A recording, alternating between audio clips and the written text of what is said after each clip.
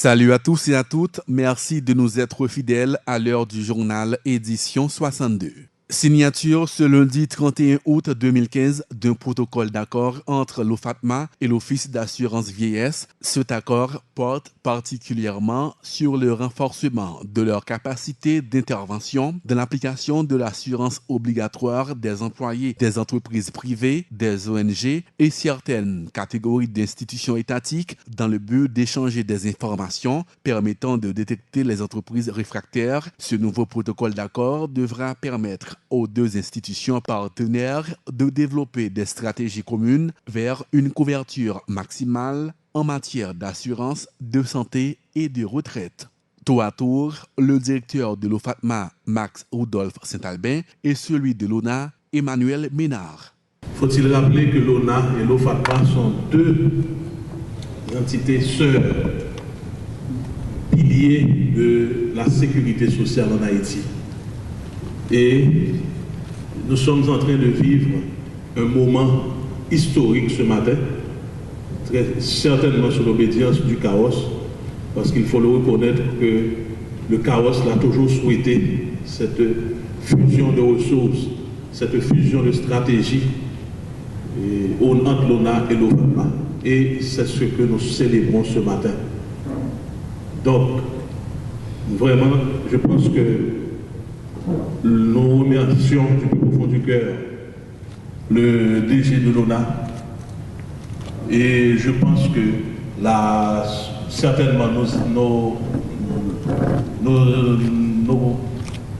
assurés de l'ONA et de l'OFATMA certainement seront les premiers bénéficiaires d'une telle entente, d'un tel protocole, mais d'une façon générale, la société haïtienne dans son ensemble. À l'occasion de la signature de cet accord intervenu entre deux institutions de l'État ayant la charge d'appliquer la politique gouvernementale en matière de sécurité sociale. Il est vrai qu'au terme de la loi, la mission de ces deux institutions est clairement définie. Cependant, à chaque moment, et avec l'aide du Conseil d'administration des organismes de sécurité sociale, fraîchement installé, malgré que la loi disposant de sa création et de ce fonctionnement existe depuis plus de plusieurs décennies. Nous sommes dans un pays où il y a une carence de l'emploi. Nous sommes dans un pays où la protection sociale des salariés, du secteur privé, des employés de l'État, la sécurité sociale, bref, en général, de la population, ne sont pas vraiment bien définis et consolidés à travers les canaux de l'État devant apporter ce service à la population. Le décès de l'un des journalistes accidentés survenu dimanche à l'hôpital de l'Université d'État d'Haïti, faute des soins nécessaires qu'exigeait son cas, est déplorable. Cependant, cet accident illustre un cas qui doit interpeller au plus haut point les autorités du pays, a indiqué Max Rudolph Saint-Albin, directeur de l'OFATMA, d'où la nécessité de renforcer la capacité d'urgence des hôpitaux publics. Une couverture en assurance santé est aujourd'hui une obligation, a souligné le directeur de l'OFATMA. Il faut plaider en vue de sensibiliser la population sur les bienfaits d'une assurance médicale, en particulier Max Rudolph Saint-Albin. Nous devons comprendre que c'est un exercice dynamique et pendant ce temps, nous voulons tout, parce que la coûte un pichet pour nous créer l'hôpital dans 10 départements. Donc nous préférons investir, que c'est dans l'hôpital privé ou que c'est dans l'hôpital l'État, eh bien nous prêts pour nous investir là-dedans, dans la structure ça pour nous joindre meilleurs soins dans le cadre de partenariat que nous gagnons avec différentes institutions ça. Je peux comprendre que l'exercice là, afin que tout travail ça n'est pas qu'à faire en un jour, mais il est enclenché. Ça veut dire que pour me répondre concrètement à la question, je pense que si l'effort ça a été fait déjà avant, ou bien si nous t'es encadré au plus ou nous t'es renforcé, je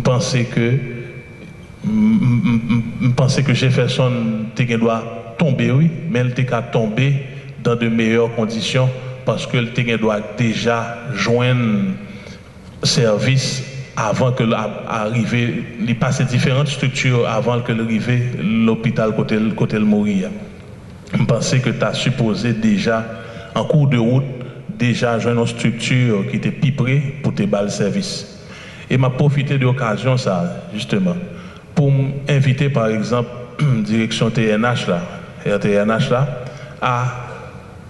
à garder ça, à garder problématique là, ça c'est lui-même moi prendre un exemple en particulier, mais à garder affiliation, mais intérêt monde gagne pour gagner couverture assurance parce que je dis sous cas ça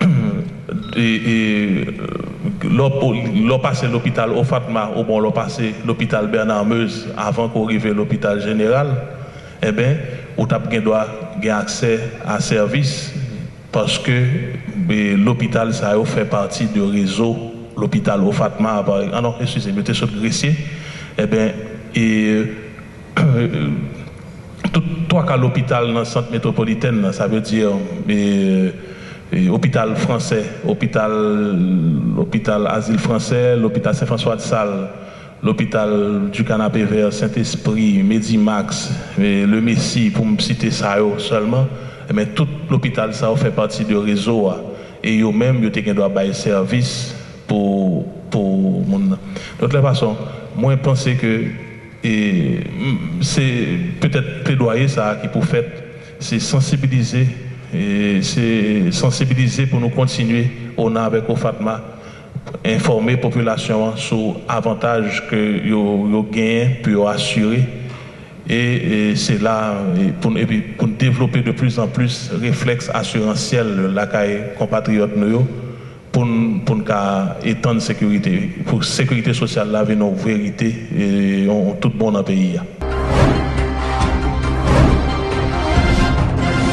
200 chèques de policiers en rétention, 5 mesures conservatoires prises à l'encontre de policiers, 5 demandes de réintégration au sein de l'institution, 170 convocations, 169 auditions, 42 invitations. C'est à travers ces chiffres que l'inspection générale de la police nationale d'Haïti a présenté ce lundi 31 août le bilan des activités réalisées pour le mois d'août 2015. Le commissaire divisionnaire Marc Wilkins-Jean, porte-parole de l'IGPN, a précisé que 405 dossiers ont été traités de janvier à août. Il annonce également que des dispositions seront prises par la police nationale d'Haïti en vue de garantir le bon fonctionnement de l'institution policière et invite la population à la collaboration. Ensemble et activités que je vais nous allons concentrer sur deux grandes activités. Donc ça veut dire c'était superviser l'élection législative de 2015 pour les déployer dans 10 départements pays.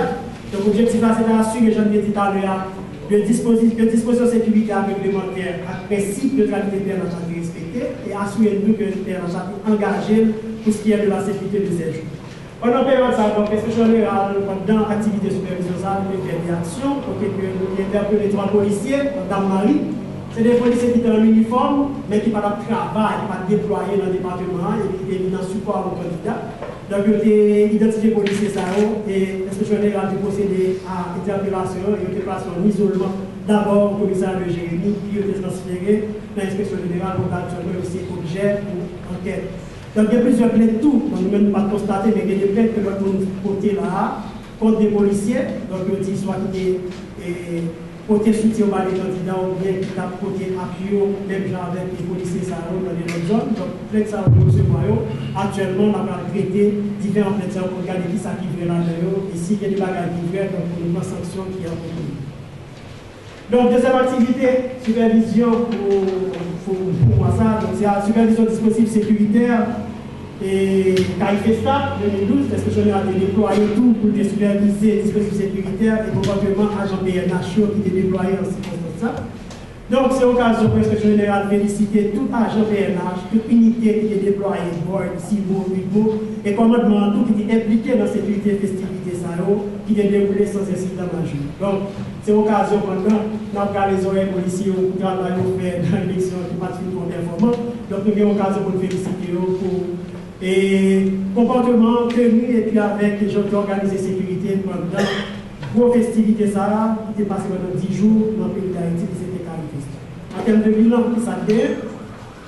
Donc, ce général fait son isolement pour moi là, dossier qui est signé et qui est expédié à la direction générale au nombre de 62, enquête qui est ouverte au nombre de 67, et en fait, nous rejetons en fait 5 demandes de réintégration, donc des demandes de réintégrer, donc ça veut dire rejeter 5 demandes et on a approuvé 4 demandes de réintégration contre le mois. Donc, grâce à la regardé là, c'est qui est évolutif des dossiers traités et qui est expédié à l'GPNH de janvier à 2015. Donc, pic là, il monte mois d'août là, donc c'est 62 dossiers qui est expédié à la direction générale, pour tel début, c'est le mois de février, qui était 24. Donc, grâce au parti de dossiers qui été expédié au GPNH 2014-2015, on peut marquer sous grâce ça, donc, mon là, c'est année ça. Vers la année dernière, nous avons remarqué un message général bien informant dans le travail que nous avons fait, dans la quantité de dossiers que vous voyez par la direction générale. L'IGPNH a relevé au moins 10 grands points qui ont fait du tort à la police nationale d'Haïti au cours de la journée électorale du 9 août 2015. Le commissaire Mark Wilkins-Jean, les accusations de passivité attribuées à la PNH. Il annonce un renforcement de la capacité de communication de la PNH en vue de la suite du processus. Il s'engage à apporter des correctifs nécessaires pour le second tour des élections. Deuxième constat, dans plusieurs centres de vote et à plusieurs endroits du pays, les différences passivités ou manque d'engagement policier sur place étaient tangibles. Dans pile reportage, dans pile analyse qui fait sous présence policière dans certains bureaux de vote, donc il y a parlé de différences de passivité avec manque d'engagement.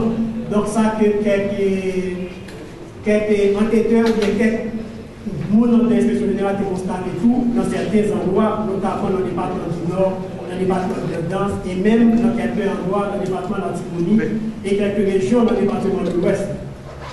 Cependant, l'équipe qui était passée dans la supervision, ils ont constaté tout un engagement énorme de la part de certains policiers. Donc ça veut dire, même si dans un pile reportage, dans pile analyse, la police est passive, donc dans la rapport qui vient de nous, il y a un engagement énorme de la part de certains policiers et de la part de certaines unités de PNH là pour assurer convenablement la sécurité joute électorale. Notamment dans le département du Sud, même s'il y a des petits problèmes, mais les policiers ont été engagés quand même pour faire le travail qui était confié. Dans le département Sud-Est, même s'il y a des gros problèmes dans le cas Jacmel, les policiers sous place ont été engagés résolument pour assurer la sécurité électorale. Donc, dans le département de l'Ouest, notamment dans Carrefour, dans Pétionville, dans Poids-des-Bouquets, dans Pescov, il était constaté tout que les agents de police qui étaient déployés sur place étaient déterminés pour accomplir la mission qui était confiée. Donc, dans ce sens, nous voulons présenter une félicitation à l'équipe DLTS qui est déployée dans le Sud pour qualité de travail, qui même était qualité de discipline, que l'équipe DLTS avait déployée, qui était déployée dans le Sud, lui-même qui était montre. Donc, dans ce sens, je vais la présenter félicitations à l'équipe BRTS qui est déployée dans le Sud. L'autre constat, c'est que les policiers qui déploient en renfort dans certains départements, ils étaient bien pour faire face à des problèmes majeurs. Donc, ils ont été déplacés, ils ont été hébergés et ils ont fait face à l'hostilité. Quelques monde dans la population côté eux-mêmes dans le travail pour la première fois. Ça a été des incidences négatives sur la qualité de travail que les policiers eux-mêmes étaient supposés fournir. Donc, il a pressé quitter et une fois que l'élection finie, pour retourner dans le centre vidéo, donc ils étaient capables de sentir plus en sécurité. L'autre constat, tout est une défaillance en matière de communication, surtout dans le niveau provincial, en pile côté même téléphone mal passé. Donc ça a quitté, mettait des policiers sur le qui-vive, donc qui fait que nous partons en pile rendement dans le travail qui était supposé faire. C'est un taux d'absence non négligeable qui a affecté le déploiement dans différents centres de voitures. Donc ce rapport dit en pile directeur départemental, donc l'inspection générale a obligé de sanctionner les policiers qui étaient recevoir des dièmes, mais qui ne sont pas allés travailler dans le jour ça. Et on sait que c'est la pompe de tout, il y a des sanctions qui prennent à des policiers qui étaient montrés défaillants, donc pas parce que des bons problèmes sécuritaires vraiment, donc c'est parce que les policiers eux-mêmes étaient fait montre de nonchalance. Donc ce rapport différent des BO, donc l'inspection générale déjà prend les sanctions. Donc on recevra déjà un rapport direction départementale au centre, qui fait état de 10 policiers donc, qui pas présents, qui sont sanctionnés, et 33 autres dans le département nord, malgré le fait que 2 jours après, ils ne pas aller sur le terrain. Maître Samuel Madistin courtise l'électorat de la Croix-des-Bouquets. Le candidat à la présidence sous la bannière du Mopod a présenté le week-end écoulé, en présence de plusieurs dizaines de Creusiens, quelques grandes lignes de son programme politique: production nationale, lutte anticorruption, sécurité et défense nationale sont des axes prioritaires de sa vision politique. L'ex-sénateur de l'Artibonite a mis l'accent sur 4 projets constituant le pilier de son programme de gouvernance. L'homme de loi a cité entre autres la construction d'une usine d'engrais et la mise en place d'un réseau de transport par voie ferrée. Samuel Madistin est au micro de Jean-Alens Macajou. Nous, c'est que son programme qui ça, dans l'État fort. C'est-à-dire que on l'État qui a des capacités pour le faire monde qui doit l'État payer l'État. Et qui peut appliquer une politique nationale, c'est-à-dire une politique qui chita sur l'intérêt national. Une politique qui chita sous peuple. C'est-à-dire pour chaque fois, nous avons dépensé un bout, nous avons gardé le plus possible comment nous sommes capables de rentabiliser, comment nous sommes capables de servir l'intérêt jeunesse haïtienne. La politique qui chita sur la démocratie, c'est-à-dire qu'il y a une participation populaire dans le choix de l'exécution des projets. Donc mes visions. Maintenant, le projet ça, nous chita sur 3 grandes priorités. Première priorité, c'est une intervention de l'État dans la production nationale pour nous capables de paysans nous dans le jardin, sous terre, parce que je dis, il y a une situation côté l'État va investir dans la paysannerie. Donc nous sommes dans la misère, dans le grand goût, et c'est ça qui fait obligé à pourrir quitter le pays, à aller chercher la vie de l'autre côté. Et ça, on a agi sur la décentralisation pour l'État capable de capacité pour capable construire de grands projets. Et nous annonçons là 4 grands projets. Le premier projet, c'est construction d'une usine d'engrais en participation avec les paysans pour qu'au lieu d'acheter 23 millions de dollars américains d'engrais à l'étranger, mais l'État va aider à la construction d'une usine d'engrais pour seulement 5 millions de dollars. Et puis, pour des pays autonomes en matière de consommation d'engrais, et nous capables de voir engrais vendre dans notre pays. Mon deuxième projet, c'est un projet de transport par téléphérique pour nous décongestionner la zone métropolitaine. Côté pour capable de faire construction, pour prendre un aigle, Pétionville ou mener le Croix des Bouquets, dans un wagon en lait. Pour prendre le Croix des Bouquets, on mener le Cité Soleil. Donc son projet qui a coûté l'État seulement 200 millions de dollars américains. Nous avons l'autre projet, un troisième projet, qui c'est transformation de Fatra en énergie électrique. Côté n'a pas le propre ville. Et puis en même temps, on a produit courant électrique pour nous combattre blackout. Le projet, ça doit coûter 200 millions de dollars. Et puis nous avons un dernier projet, des grands projets, qui sont projets de voies ferrées pour nous introduire, des gens en Haïti, question que le monde est capable de voyager par train, qui sont projets qui ont coûté 800 millions de dollars. Donc ça fait en tout 1,2 milliard de dollars pour ces projets, qui vont mener 500 000 travail pour jeunes dans le pays. Si le gouvernement tête calée, ils sont dépensés 1,6 milliard de dollars américains dans le fonds Petro-Caribé, d'exécuter 4 projets de dollars pour 1,2 milliard de dollars, et bien Haïti est stable, nous avons une classe moyenne largement large. Pourtant, pile jeune, nous avons bien travail, pourtant, nous avons créé investissement dans le pays, mais pour le pays à marcher. La deuxième priorité, c'est la sécurité. Le pays n'est pas capable de marcher sans sécurité. Et sur cette question de sécurité, nous avons 3 interventions à faire. Nous va créer un service de renseignement efficace pour créer travail tout. Et puis en même temps, on va mettre l'ordre dans la diplomatie, question de diplomatie du béton, on a finalement, pour que nous ayons des diplomates qui sont préparés qui pour aider dans la défense du territoire pays. La plateforme Liberté et le collectif des candidats victimes a présenté un triste bilan sur le travail réalisé par le Conseil électoral provisoire. Le collectif rejette la publication des résultats partiels du scrutin, qualifié de farce électorale. Les renards Jean Ronaldo, membre du collectif, exige le renvoi du CEP et l'arrestation de Pierre-Louis Aupont pour son implication dans le désordre électoral du 9 août 2015. Commune accueillant, côté que tes élections et comme si pas d'élection face avec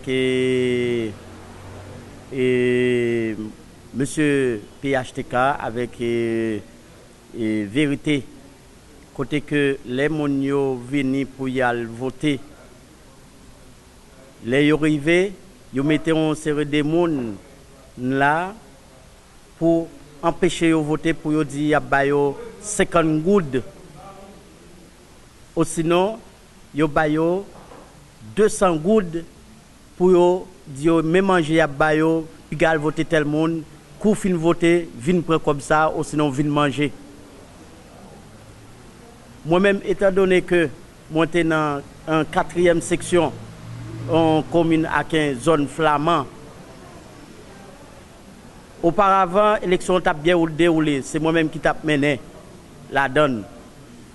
Les mois arrivés, Kounia yo bousculé, tout le monde pas mieux qui était la donne pour que c'est eux même qui pour approcher la donne. Bon, élection ça résultat pas jamais normal. Résultat pas jamais normal pour moi-même nakin.